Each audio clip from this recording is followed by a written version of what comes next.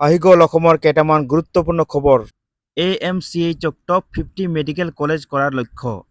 স্বাস্থ্য মন্ত্ৰী অসম মেডিকেল কলেজক দেশৰ শীৰ্ষ 50খন চিকিৎসা মহাবিদ্যালয়ৰ ভিতৰত স্থান দিয়াৰ বাবে বিশেষ পৰিকল্পনা ঘোষণা কৰিছে। বান পৰিস্থিতিৰ ওপৰত গুৱাহাটীত উচ্চ পৰ্যায়ৰ বৈঠক। কেন্দ্ৰীয় কৃষি মন্ত্ৰী শিৱৰাজ সিং চৌহানে গুৱাহাটীত অসম চৰকাৰৰ বিষয়াসকলৰ সৈতে বান কৃষি ক্ষতি আৰু সাহায্য ব্যৱস্থাৰ ওপৰত পৰ্যালোচনা বৈঠক অনুষ্ঠিত কৰে। বান পীড়িত কৃষকৰ ক্ষতি মূল্যায়ন। বানত ক্ষতিগ্ৰস্ত কৃষকসকলক সহায় আগবঢ়োৱাৰ বাবে শস্য আৰু কৃষিভূমিৰ ক্ষতিৰ মূল্যায়ন তীব্ৰগতিত চলি আছে। উদ্ধাৰ আৰু সাহায্য অভিযান অব্যাহত। অসম চৰকাৰ SDRF আৰু NDRFে বানাক্ৰান্ত অঞ্চলত উদ্ধাৰ, খাদ্য বিতৰণ আৰু চিকিৎসা সেৱা অব্যাহত ৰাখিছে। হাড়গিলা সংৰক্ষণত নতুন পদক্ষেপ।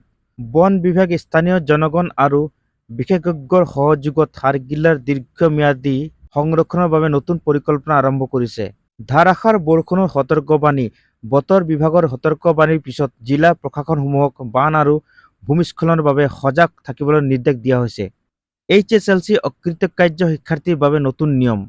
HSLC পৰীক্ষাত অকৃতকাৰ্য শিক্ষাৰ্থীসকলে পুনৰ পৰীক্ষাত বহাৰ আগতে দশম শ্ৰেণীত পুনৰ নামভৰ্তি কৰিব লাগিব বুলি ASSEBয়ে জনাইছে। গহপুৰত খহনীয়া ৰোধৰ বাবে চৰকাৰৰ নিৰ্দেশ। গহপুৰৰ বান আৰু নদী খহনীয়া পীড়িত এলেকা পৰিদৰ্শন কৰি মন্ত্ৰীসকলে তাৎক্ষণিক সুৰক্ষা ব্যৱস্থা গ্ৰহণৰ নিৰ্দেশ দিছে। গৃহমন্ত্ৰী অমিত শ্বাহৰ সহায়ৰ আশ্বাস। কেন্দ্ৰীয় গৃহমন্ত্ৰী অমিত শ্বাহে অসমৰ মুখ্যমন্ত্ৰীৰ সৈতে কথা পাতে আৰু বান পৰিস্থিতিৰ মোকাবিলাৰ বাবে কেন্দ্ৰৰ পূৰ্ণ সহায়ৰ আশ্বাস দিছে।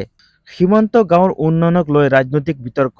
নগালেণ্ড সীমান্তৰ গাঁওসমূহৰ উন্নয়ন আৰু চৰকাৰৰ ভূমিকাক লৈ নতুন ৰাজনৈতিক বিতৰ্ক আৰম্ভ হৈছে। এইকেইটা আছিল আজিৰ গুৰুত্বপূৰ্ণ খবৰ। পৰৱৰ্তী খবৰৰ বাবে এই চেনেলটো ছাবস্ক্ৰাইব কৰি ৰাখিব। ধন্যবাদ।